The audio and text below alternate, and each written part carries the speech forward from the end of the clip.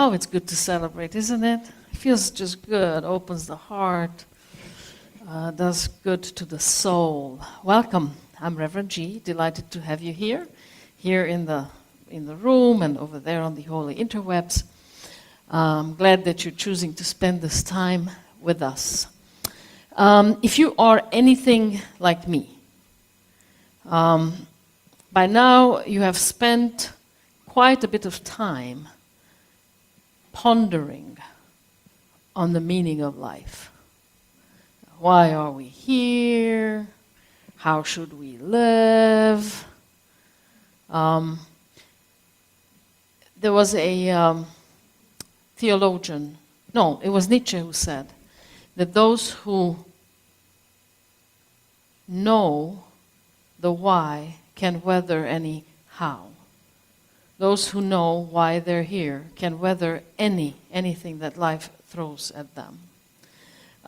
So I assume that you probably have pondered that too, and if you haven't, I'm guessing you will after today. There's a good possibility. David Brooks speaks of two mountains, and that this culture of ours really idolizes the first mountain, and that is your resume, your achievements, size of your bank account, your stature in society. And that's the first mountain that we climb. How well are you? First is, of course, you got to do really well in school, then you have to achieve. It's all about achievements, about reaching milestones. And then you reach the summit and you realize it's underwhelming. You realize that while you have invested yourself, you have applied yourself, you've given it all you have to climb and climb and climb, and you've clawed yourself there. There's an emptiness, there's a void that meets you there. And that is a front row display right now in the government. I mean, look at the richest man in the world, if he's not also the unhappiest man in the world, who apparently, supposedly, uses ketamine to just get him through the day, and causes all kinds of havoc in the world just to help him feel something. Maybe power, maybe make it feel like that climb was worth it. One of the biggest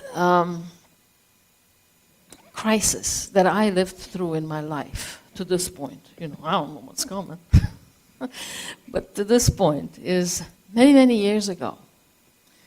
I had already had my master's in divinity and my master's in ministry. And when you have those degrees, you're climbing. And you have those degrees. And people meet with you, they tend to treat you a certain way because this is our culture. We also respect those degrees. So like we acknowledge, oh, you're climbing, you're doing well. So they put upon you a certain respect you may not deserve. It's attached to the degree. It's attached to the elevation that you have reached on this mountain. Well, life happened, and I couldn't be in ministry, nor could I do the counseling, and people treated me accordingly. I no longer got the respect. I no longer got the reverence that I was reverend, It's in our name. It's not like we deserve it. It comes with it. It's in our title that we're reverend, It's on us, like you walk on a dusty street and the dust gets on your shoes. But it's not because you are worthy of it. So I no longer got any of the... I just was viewed so differently. And I very quickly descended from the summit into the valley of the shadow of death. And I remember the depression. And I remember I didn't know my why. And because I didn't know my why, this how, I couldn't meet it. I couldn't meet it with dignity, with purpose, with peace, I was so rattled. I was in such a crisis. And it took me quite a bit of time to realize that I am not what I do. I am not my achievements. I am not those letters after my name, MD, M, whatever. I'm none of that. I am also not who you see me to be. So I figured out in that valley, that's what I needed to work on. And as I was figuring it out, I started ascending on the second mountain. And the second mountain is different.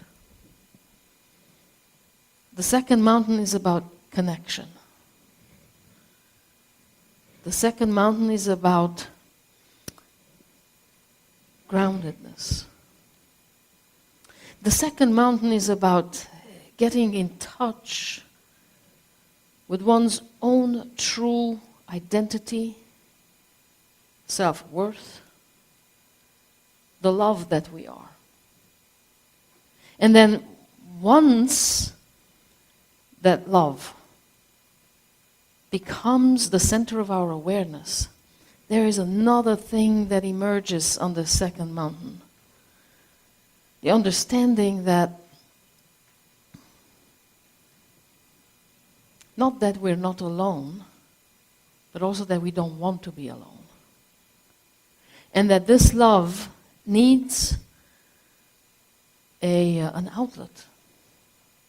So service becomes part of life. And it's not because it's expected. It's not because, again, it looks good on the resume that I volunteered here and I did that. But because it's aligned with that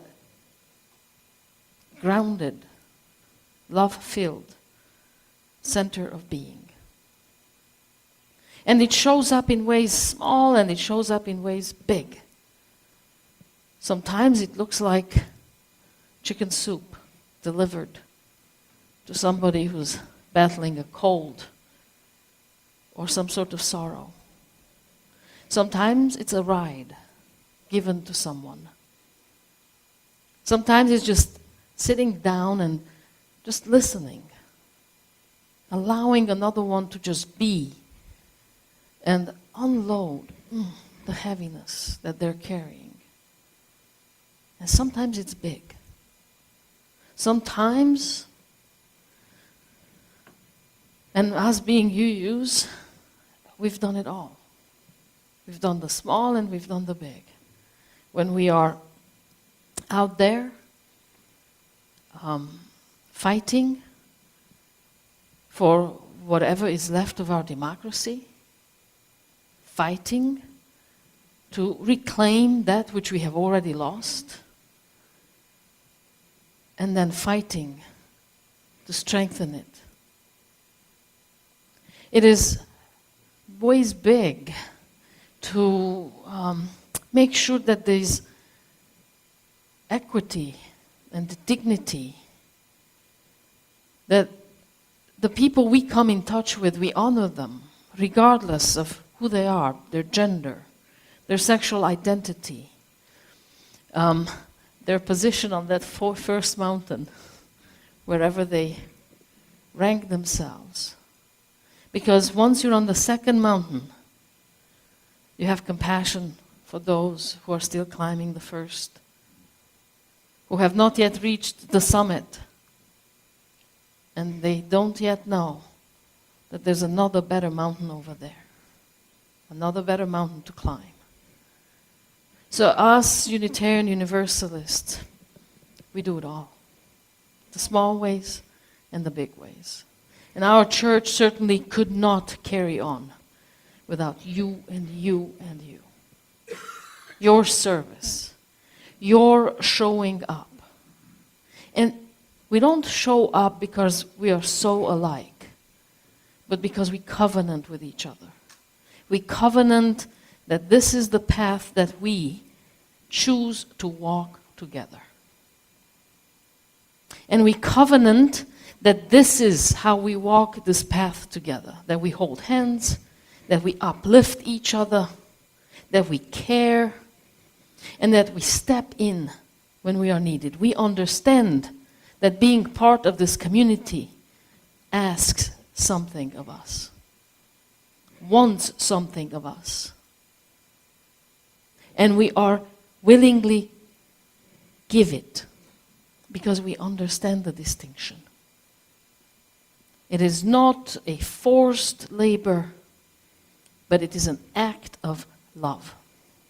It is an act of service to one another so we can carry on. Because, my people, I have found that all of us, the way we do one thing, it is that way we tend to do all things. The way we do one thing is how we do all things. The way we show up for the smallest is the way we show up for all of it. So here, we are called into living up to our ideals. Here we are called to constantly grow, climb that second mountain, and integrate love and service so that the way we do one thing is the way we do all things. The way we show up in one situation is how we show up everywhere. And that is living in community. That is awakening to our very nature, which is love, that manifests as service. And for your love and for your service, I thank you. And I thank you.